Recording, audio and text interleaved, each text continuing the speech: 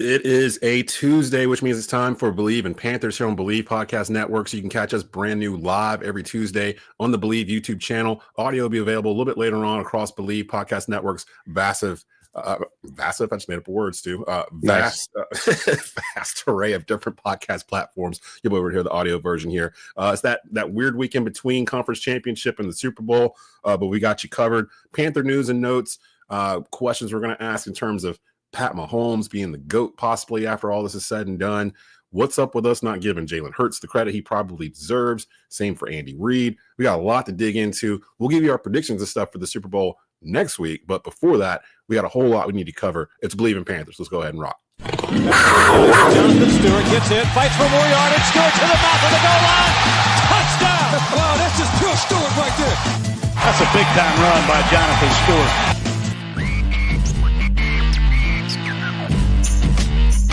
Welcome to Believe in Carolina Panthers here on Believe Podcast Networks. Do you believe?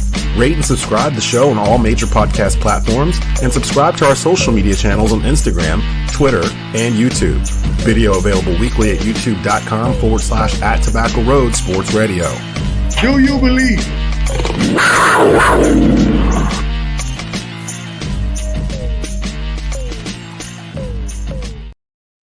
And welcome into a brand new edition of the Believe in Panthers podcast here on Believe Podcast Networks. Desmond Johnson and the Panthers' all-time leading rusher, Jonathan Stewart, in the house. We've got a lot to cover in a small amount of time, so we'll try to get to as much as possible. If you're watching us on X, if you're watching us on YouTube, appreciate you joining us. Appreciate you stopping by. Before we dig into everything, though, a quick word from our sponsors over at Bet Online. Bet Online continues to be the world's most trusted betting platform and your number one source for online betting.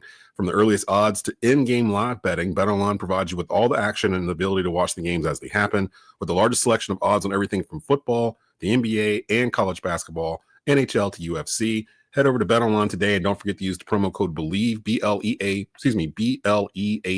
for your welcome bonus on your first deposit. Bet Online, the game starts here. And where we'll start real quick before we get to around the league. We know Conference Championship Sunday just happened a couple days back. Some quick Panther notes. We didn't get a chance to hit these last week, but some stuff that occurred that we didn't hit on the previous show. The Panthers did sign former Chargers nose tackle Gerard Clark to a reserve future deal last Tuesday. Also, they signed last Tuesday linebacker Carlos Boogie Basham, a name that might be familiar to folks around the area where I am. Boogie went to college at Wake Forest. Was playing at Buffalo past couple of years. I think it was a Dan Morgan pick. They're bringing him in for some depth, and tight end James Mitchell to a reserve future contract. So Dan Morgan already on it, looking to fill in some depth. I'm really excited to see what he does draft wise. And he had some interesting comments at the combine, or not the combine, but at the Shrine Bowl in terms of what they may or may not do with that 8th pick. Everyone's trying to figure out what they might grab. Dan kind of sounds like they might trade down. So we'll get into all that. I know, Stu, you've told me that you're going to be super active this year around in terms of looking at different prospects for us and holes we need to fill and things of that sort. So I'm really starting to get geeked about that. We'll probably, I'd imagine, take a break or two, come back, start doing draft stuff in the middle of February or so after the Super Bowl. Everybody kind of needs to clear out. But I was going to ask you about Robert Hunt getting added to the Pro Bowl games. We both felt like he was a Pro Bowler throughout the year, but I kind of had forgotten that the Pro Bowl is not really the Pro Bowl anymore. They stopped doing it a couple of years ago. Your thoughts on this as a former player? What does it mean nowadays to get voted to the Pro Bowl when it's not necessarily? I mean, it's what, like flag football and like skill competitions and stuff. Yeah, it's like skill challenges and stuff like that. I think it's still an incredible honor to be voted in as the best of the best, right? Your peers, the fans, all those things matter at the end of the day, and it's just basically an opportunity to say, hey, you played well this year. I mean, that's what it is now. I think before it was, all right, let's go compete against the best of the best, right? And put on a show back when, guys were out there actually playing football games for the Pro Bowl. But I think now it's just more so the understanding that, hey, let's protect these guys. These guys, at the end of the day, they put their bodies on the line throughout the whole entire season.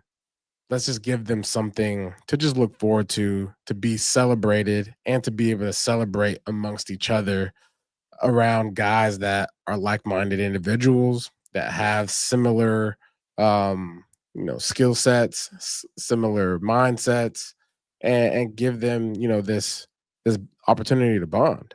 It's almost kind of like a what do you call it? A fraternity, Yeah. So, Yeah. hey, I was in the Pro Bowl too. So you're a Pro Bowl player. Oh yeah, we think alike. Let's move on. Let's not get hurt. Yeah. Yeah. So from a player standpoint, I get it. Yeah. And especially a player that played amongst I was a part of the the OCBA, like the old training camp days where it was 2-a-days. And then I got to experience when things got a little bit easier, right? Whereas like, all right, you can do walkthrough and you can have one practice a day. And so I got an opportunity to be a part of the Pro Bowl the year we went to the Super Bowl. I didn't get to play in the Pro Bowl. And so I still carry that as an honor, like a badge that I get to wear in the sense of, oh, I had an incredible season the year we went to the Super Bowl, and my peers and fans around thought the same.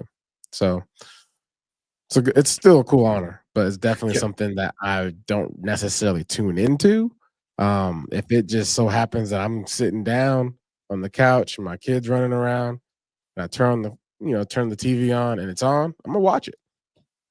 Yeah, it is kind of one of those like Sunday, if it's on, you're walking through the living room, you're like, oh, what's this? And you kind of sit down and see if one of the quarterbacks can hit a bucket 50 yards out, that kind of thing. I remember when I was younger. Incredible athletes. These are still incredible athletes. Sure. Yeah, for sure. I remember when I was younger, the Pro Bowl was like a competitive thing. But to be honest, all the All-Star games were. Like, if you compare like the NBA All-Star game right now, I think they're doing something different this year too, where it's going to be like 3 different squads or whatever out of the starters, and there's like a young rookie all-star team. I don't know, something weird. But after last year, when it looked like nobody was playing defense, like the same thing. And you mentioned it in what you were saying, injury.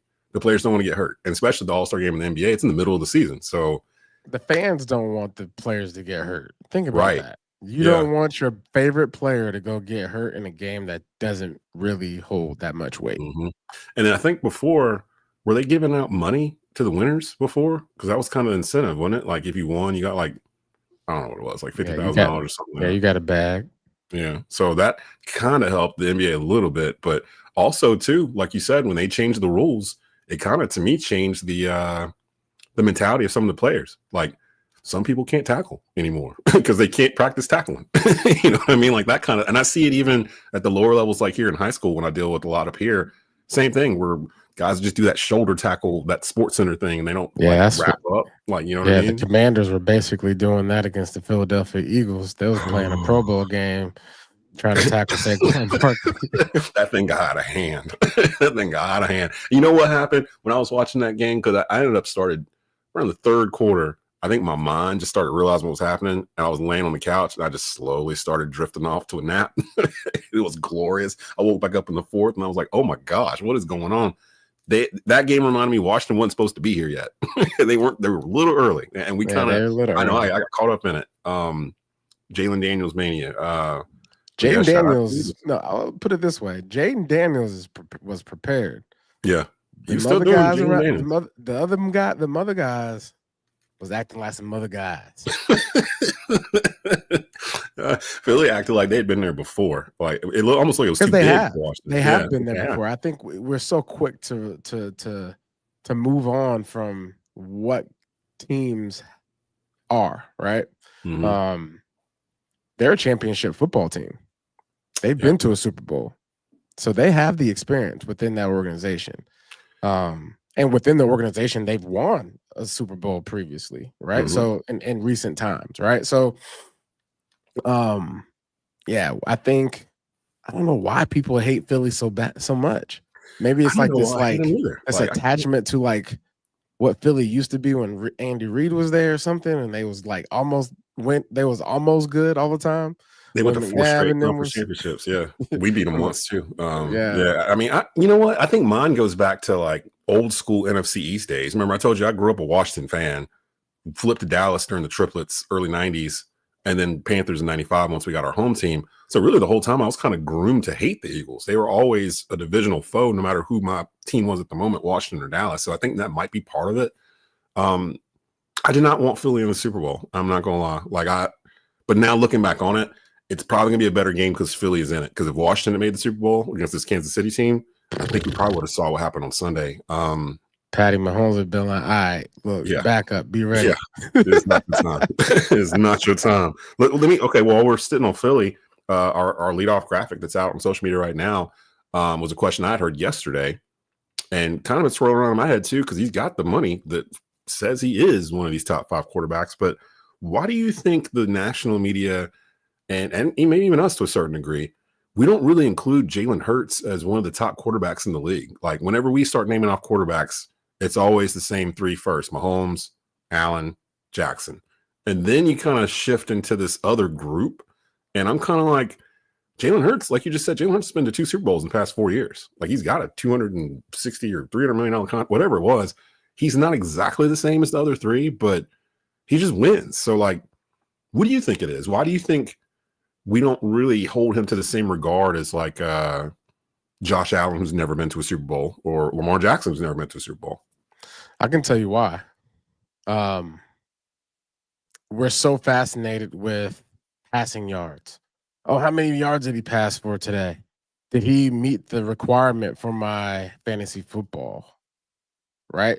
I think fantasy football plays a huge role in how we categorize players as whether or not they're good or not.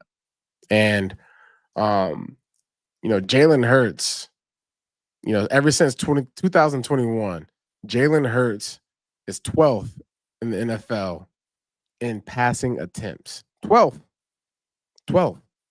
Okay? So guys that are ahead of him, guys like Stafford, guys like Justin Herbert, guys like Trevor Lawrence, guys Jared like Goff, maybe Dak Prescott, right? Jordan, Jordan Love. There's guys that are getting more attempts, right?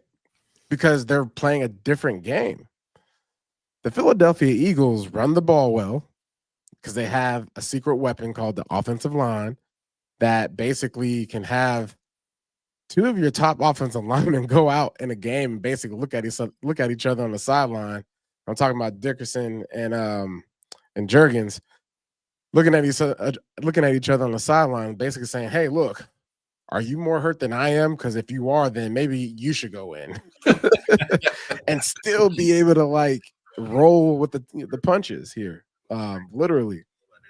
But Jalen, he doesn't get the recognition because we want the quarterback to pass more, right?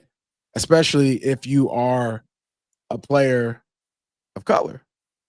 And I'm going to say it straight up because there's a lot of hurdles that I think, guys like Lamar Jackson, Jalen Hurts, CJ Stroud, Dak Prescott, Jordan Love, Patrick Mahomes, these hurdles of I'm not just a running quarterback, right?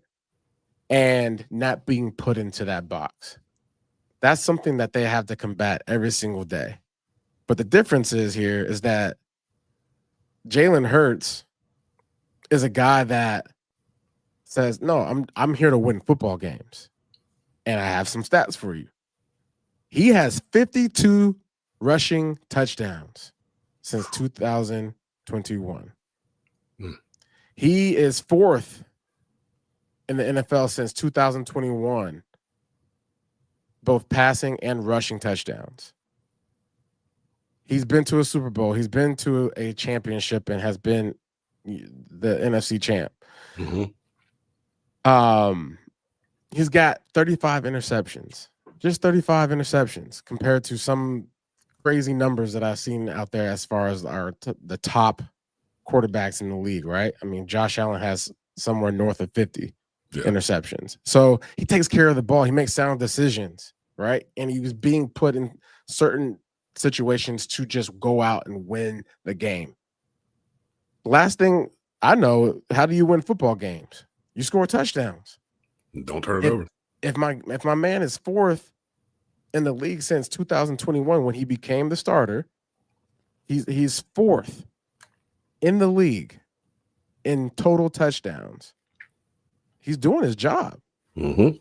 And he's not turning the it. ball over. Yeah. I think this season, especially in the playoffs, I think we've been kind of concerned with how he's holding on to the ball. I mean, he has 11 sacks, right, in the playoffs. And so we're like, man, like, get rid of the ball. Stop getting sacked, right? And especially for the Panther fans, we got the chance to see him when Carolina played them earlier this year. And it something about that game that he played against us, it looked like he was just a little bit off. Some players have off days. And when they have off days against a team like the Carolina Panthers, and everybody's watching, around the world, we're like, oh, we're clinging on to that game, right? Because, quote unquote, the Panthers weren't supposed to be that good. So why are you struggling against the Carolina Panthers? And so you start creating these narratives and whatever because you want Patrick Mahomes, you want Joe Burrow, you want Josh Allen, you want Lamar Jackson. And I just named off 4 quarterbacks all in the AFC. Yeah. And then throw in a CJ Stroud, that's number 5, right? You talk about NFC. NFC's been struggling. We're basically searching right now. Dak Prescott and the Cowboys, they hurting themselves. Mm-hmm. And the NFC was probably Hurts, Stafford, Goff. So my question is, who would you want? This is my top. This is my top 7 quarterbacks in the league right now: Patrick Mahomes, Joe Burrow, Josh Allen, Lamar Jackson. Is that Jalen right there? That's what I'm saying. Like, because you kind of get to this gap once you get past the first 4, right? Were you gonna go CJ Stroud over Jalen Hurts? Over Jalen Hurts? Nah, I don't think so. Are you gonna go Stafford? I would go Stafford. Yeah, probably. Are you gonna go Goff? Now that's an interesting one. They've both been in the Super Bowl. Goff feels like he has more. Well, no, I'm not going Goff because you know why? It's proven that if Goff is holding on to the ball, he getting sacked for real. Yeah. Jalen Hurts holding on to the ball, he might be able to escape. Yeah, you don't have the dual threat with Goff that you do with Hurts. So I'd probably pick Hurts. Yeah. Justin Herbert had a very, very interesting season this year. Very Jalen Hurts-esque. Mm-hmm. The only difference is that he wasn't running the ball for touchdowns. Yeah, he did run a lot more than he normally does. He did run it a lot more, but he wasn't running as Jalen Hurts. Like I said, 52 rushing touchdowns since 2021. Yeah, I like that. I think I take Hurts over Herbert. Right. And then people like to say Trevor Lawrence, Dak Prescott, Jordan Love, Brock Purdy. Man, listen. Since 2021, show me their stats as far as why they are the top tier quarterback. I told you a couple of weeks ago, the line somebody told me about Trevor Lawrence. Trevor Lawrence is the best quarterback in the league. Like literally every list. And it just happened right now. Like all the quarterbacks you just listed, he was right around 12, 13, like somewhere in there. So, but I would say, man, he's up there with the best of them. I mean, I would put him at like number 6 or 7, Jalen Hurts, as far as the top quarterback in the league, because it's not just about stats. It's about how is he carrying the team? Is he putting the team first, right? I saw something yesterday about Pete Carroll, right? And basically he had 3 standards: protect the team, no whining, and be early. Listen, Hurts is a guy that strikes me as a guy that protects the team. I'm going to put the team first, and if I see something out of line, I'm going to raise my hand and make sure that we get back in line. I'm not going to whine. His demeanor all the time is just so even keel.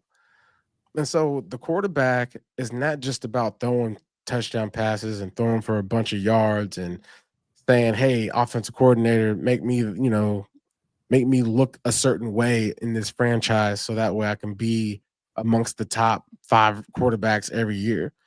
The objective is to win Super Bowls.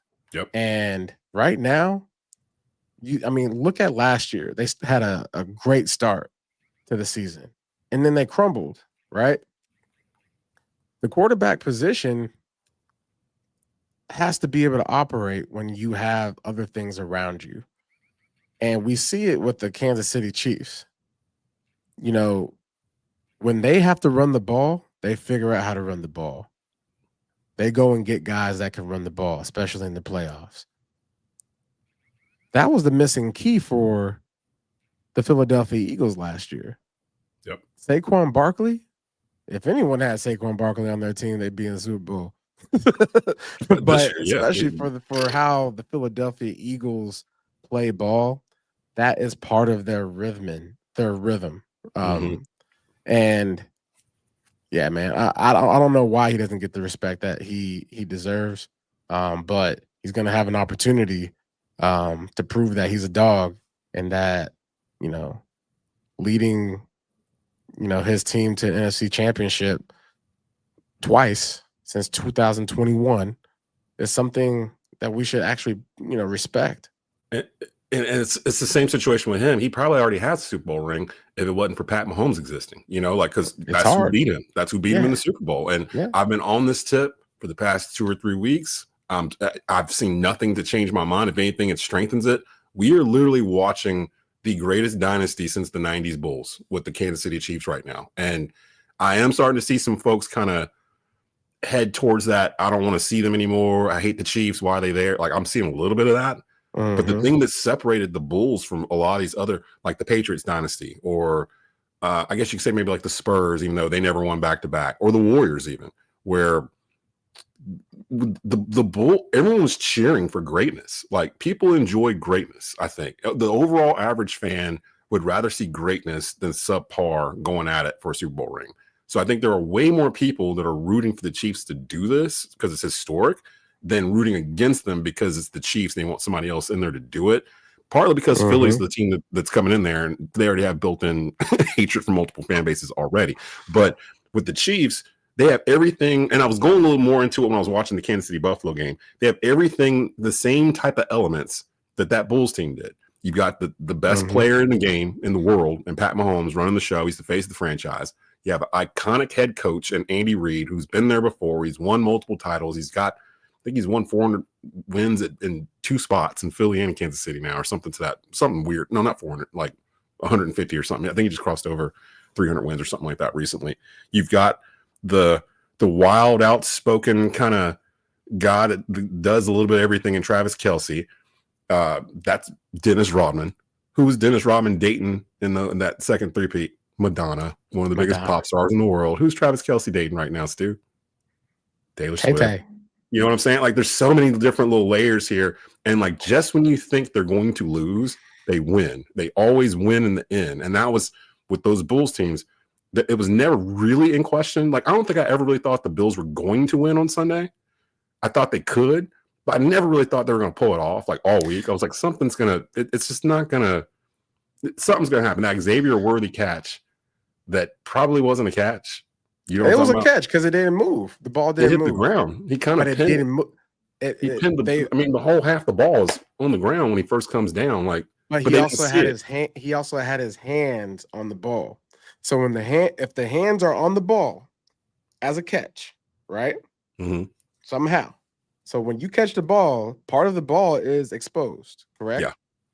So when it's caught and it hits the ground and the ball does not move, it's a catch. Did you see the outcry for that sequence though? Like, because you know what happened? The play happened. He catches the ball. Kansas City comes running down to run the next play. They run a run play, gets stuffed by Buffalo. The refs stop it and say that play didn't count because there was a review flag that got thrown that nobody saw. A review flag is thrown, and they were still reviewing the previous play. They come back and say the play stands, so it kind of gave Kansas City an extra down. And you know, there's conspiracy theorist people out there like, man, listen, here's things the script. just Here's the NFL script. I'm gonna say this: the year we went to the Super Bowl, I remember we were playing the Buccaneers, and it was like real muggy out. It was slippery, wet. Man, I hit like the inside zone, and I popped one. Right. And I was like, oh man, it's probably about to be a 20-yard run. And I get stripped somehow. The ball just pops out. And then Ed Dixon out of nowhere, I remember. tight end, comes up and it just bounces into his hands. It was like it And passes. he scores a touchdown. Yep, I remember that. Yep. Sometimes the ball just bounces your way. But it always bounces Kansas And City's way. I'm just let you know, when that happens, there's nothing you can do about it. So Man, people just stop, man. I'm not dealing with the hoop and hollering about the refs anymore, because look, Patrick Mahomes ran the ball 11 times for 43 yards. Yep, can't let that happen. You just can't let That's that like happen. that's like, I don't know, what do you want to call it? A leopard becoming a rhino. And then all of a sudden, thing. like that don't happen, and it still ends up working out, right? Like Patrick Mahomes just figures out how to win. Yep. He figures it out, and so does Andy Reid. Andy Reid, I'm gonna put it. Look, the biggest factor in that game is that the Buffalo Bills fear the Chiefs, and that is every man's best advantage when another man fears you. And so they ran 3 plays in short yardage and on the on one of the third down conversions, where basically Patrick Mahomes rolls out and he has a flat route, and then he has a bunch of other pick routes. Basically, he's rolling out and he has options. The options are, I'm going to throw it to one of these 3 receivers, or I'm going to run it, depending on what you show me. They ran that play 3 times for sure in pivotal moments. Yep. The defense did not figure that out. Shame on you. And then the game that sealed the deal, you're in man coverage, right? You need to make sure you cover the running back. He's just running out the backfield with nobody. So we can complain all we want to, but these are very simplified plays. Oh, 3-by-1. All right, let's take all these 3 receivers and run them to the opposite side of the field, create some type of exposure for a pick, to where now we just dump out our running back and Patrick Mahomes hits him for a first down. So, like, you still got to make plays. Yeah. So I don't care what people have to say right now. The Chiefs made all the plays that they were supposed to make when they were called upon. So, and for whatever reason, it doesn't matter who's wearing a red jersey. As I said last week, this was a dollar store version of the Chiefs' usual offense that we've been seeing. Dude, I forgot DeAndre Hopkins. I forgot DeAndre Hopkins was even on the team. You know what I'm saying? They don't need to utilize them. They don't even need to use them, really. Like Hollywood Brown's out there. You got, Juju Smith-Schuster. There's a lot of guys out there. There are 4 wide receivers: Xavier Worthy, Juju Smith-Schuster, DeAndre Hopkins, Hollywood Brown. That's their 4 wide receivers right now going into. I guess they really not a dollar store version of anything. I'm wrong. I'm all the way wrong. The running backs, everybody's pretty much back. Pacheco's back. The line's healthy. Mahomes is healthy. Kelsey's been there the whole year. And now it brings up this question, because we just talked about Jalen Hurts, and the question's there at the bottom of the screen. Pat Mahomes has the opportunity to do Jordan-esque type things at this moment. Like, if he wins this, he will become the first quarterback in history to win 3 in a row Super Bowls in the Super Bowl era. If he does that, he will have 4 Super Bowls before the age of 30. He will have 4 Super Bowl rings. He has been to the AFC Championship game every single year he has started. He's started for 7 years. This dude has made at least to the AFC Championship game. The only people that have beaten him are Joe Burrow and the GOAT, Tom Brady, when he was still in New England. So the question is in front of you. If Pat Mahomes and the Chiefs win this Super Bowl, does it surpass Tom Brady as the GOAT? Because there's people that will use the ring argument. Well, Brady has 7. This is my thing. I think people want to microwave everything. We still need to see it play out. I'm sorry that Tom Brady played for 20 plus years. I'm sorry that we got a chance to witness that, and we watched it unfold, and we were patient about it. Right now, people are becoming impatient about Patrick Mahomes and the Kansas City Chiefs. Everything. Let's just sit back and watch greatness. Yep. Like, they about to be in the 4th Super Bowl or 5th Super Bowl in the last 6 years. 6 years. Yeah. That's insane. That's insane. Look at all the carnage left behind. And they get a chance to win 4. Come on. I think the only team that's come close to that would be the 80s 49ers. I think they got close. I think they actually got to the NFC Championship game. Look, ain't nobody getting close. Look, you can only compare this to other sports, like you just did. The Warriors, Lakers, Magic, and Kareem. And even like the Warriors had a foe in LeBron and the Cavs. Like there was a stretch where they met every year for like 3 years straight. So that was kind of the caveat to that matchup. And they LeBron them took one. So it's not exactly the same. But the GOAT, Jalen Hurts has the ability to do this. The GOAT talk, Patrick Mahomes, he can win this one. And he's going to be like right there. If they turn around and win 4 in a row, I don't want to hear nothing. I mean, I don't even think the question exists. He can go ahead and he might be able to retire. Him and Andy Reid. You said that last week. Go ahead and hang it up after you do 4 in a row. Come on, dog. Like, what am I supposed to do? Like 4 in a row, that's 5. Time you can have them other ones. I don't really care. Oh Lord. And I don't see any reason why. They ain't even worth it. I don't see any reason why they won't be a contender next year. Like the majority of this team's coming back.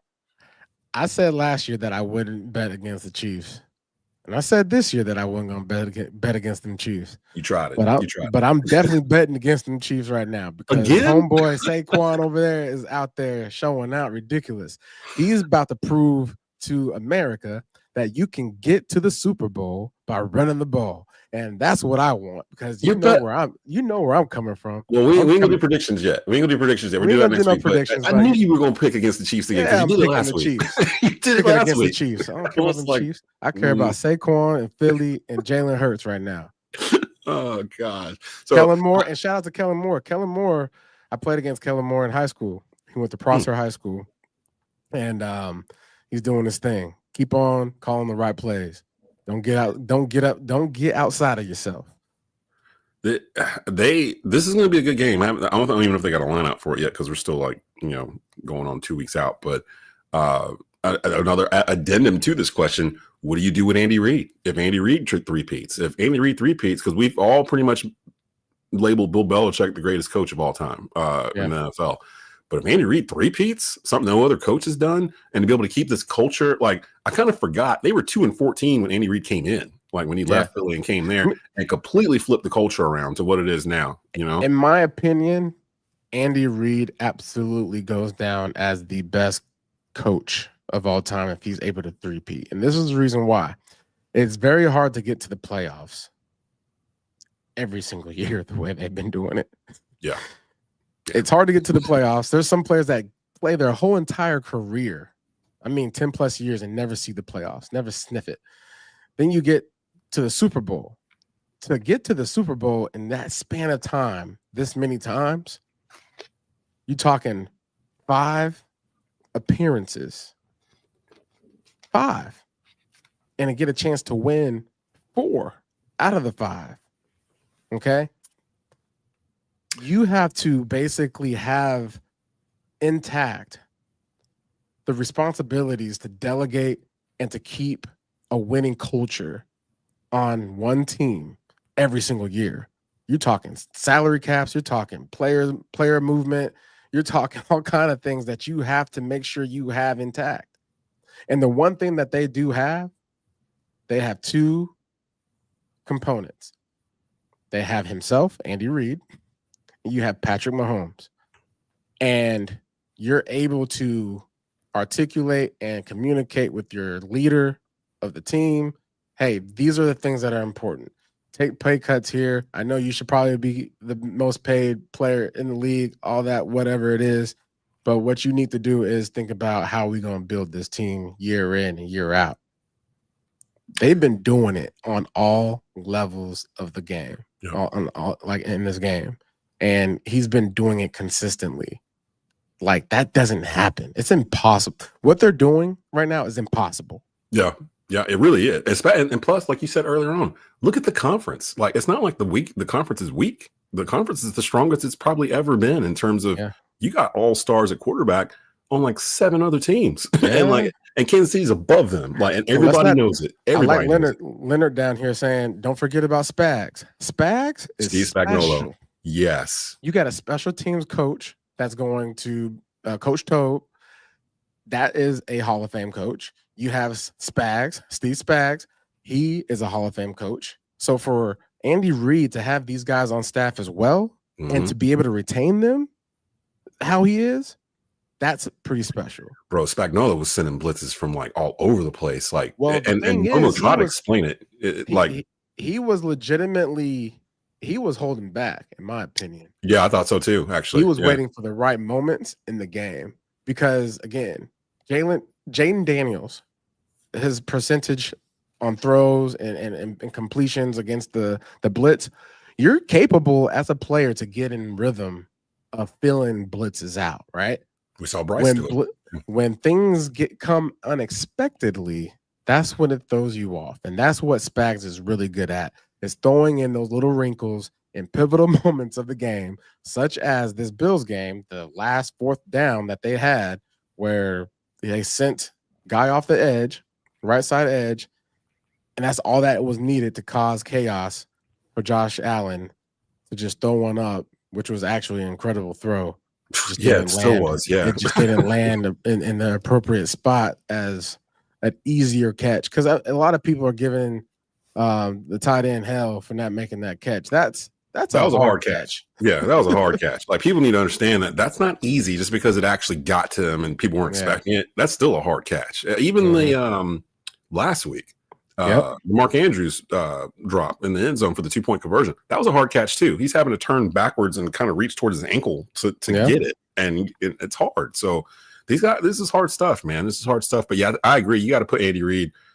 If not, and Andy Reid not just two already, then I mean, they're just able to do a lot of freaking things, like getting certain players in certain roles, like P. Ryan, right? Running back. He was with the Broncos last year. He's been traveling. You call him a journeyman. And we've seen him in certain with Cincinnati Bengals. He was a running back there. Yep. And they utilized him just like Andy Reid utilized him. Third down, big, strong runner. You're going to catch this ball and you're going to break some tackles. It's almost like what people forget too. Andy Reid traded up for Pat Mahomes. It's not like we were talking about Pat Mahomes in college like the way we do now. Like, I mean, some people knew. I think he had a losing record his last year at Texas Tech. So like, it wasn't like he was this like well-known prospect that everybody was slobbering over. Like, Andy Reid saw something in Pat Mahomes, traded up to get him. They already had Alex Smith like when they got him, and it just completely. It just goes to show if you can figure that position out in the NFL, you're good to go for 10 years. That's the only position. Like, if you can get that right and get the quarterback position right, we're like, oh, okay, we got a top 5 guy like sitting here, like over at least his peak. You're going to compete. Like, you have to have one. And both of these teams, Philly and Kansas City, in my opinion, they both have top 5 quarterbacks, and that's why they're there. They got there for different reasons, but that position is important. And Andy Reid being able to kind of manage all this through all of this. People were talking about when he might retire and stuff. I'm like, why would he? Like, if he be 85, roll out there in a wheelchair and still unless it's real stressful for him, I wouldn't retire. But winning doesn't seem like it's stressful. No, like, why am I retiring? Like, I'm having fun, and it seems like Kansas City has fun. Like, I was thinking back to I don't remember who they were playing. It was a regular season game. Might have been last year. They lined up. It might have been a 2-point conversion. They were right at the goal line. I don't know if you remember this. They were in the huddle. They came out the huddle and like they got in a circle and just did this for a little bit, and then all of a sudden they all spread out. Yeah, and it worked. And like they scored musical on chairs. I was like, "What in the world is that?" Like, you start doing stuff like that. They were doing trick plays on the game Sunday. They did like a double reverse pitch back, like a flea flicker to Mahomes, and then he threw it down the field. Like they just do it. It was like the second quarter. Do what they want to do. They do what they want to do. That was all Andy Reid. Because I was like, is there an offensive coordinator for the Chiefs, or is it Andy Reid? Is he the offensive coordinator for the Chiefs? I think it's Andy Reid, if I'm not mistaken. I think he's the one still calling the plays. So before we go, he's not one, he's 1A. Before we go, I want to give a huge shout out to Saquon Barkley. The way he's been able to dominate all season and all season long, it's no surprise to me. You know, I played with the New York Football Giants my last year playing football, and we drafted that young man And the way he prepares, how he carries himself, it's no mistake that he is in the position that he's in right now. All the injuries, all the naysayers, all the things that have been said about him while he's been in New York and falling short of this and that or whatever people's expectations. He's just maintained himself and stayed leveled. And now it's a testament to what happens when you put a player like his caliber in the right situation, in the right environment, and you just sit back and let him thrive. That last game, the Commanders said to themselves, we're going to go in this game, we're going to play ball control. We're going to run an 18-play drive. I thought to myself, man, Philly might be in trouble. Because remember last year I said Commanders are going to run out of time. Mm-hmm. That's what's going to end up losing this game.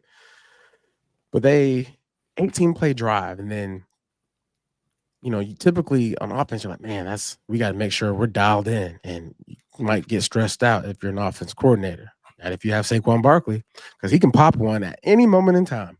First play, last play, don't matter. First play of the game, that offensive line made sure they had outside opened up for him. Linebacker got there late to the edge, and it was all she wrote. That's scary. I'm gonna put Saquon on any safety, any outside linebacker, and he gonna win every single time. All of them at the same time, too. By that, you can have 5 DBs on him, and you're gonna win. So, shout out to you, boy. Keep doing it.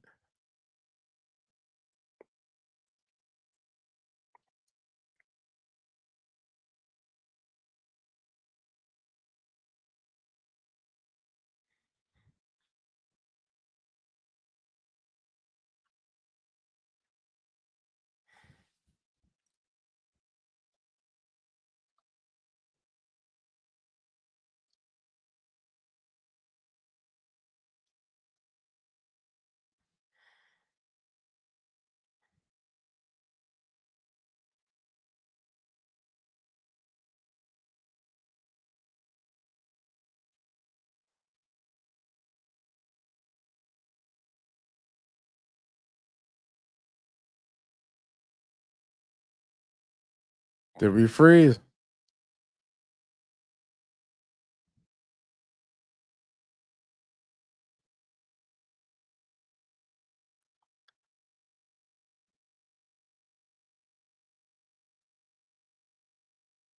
Is it me that froze? Anyway.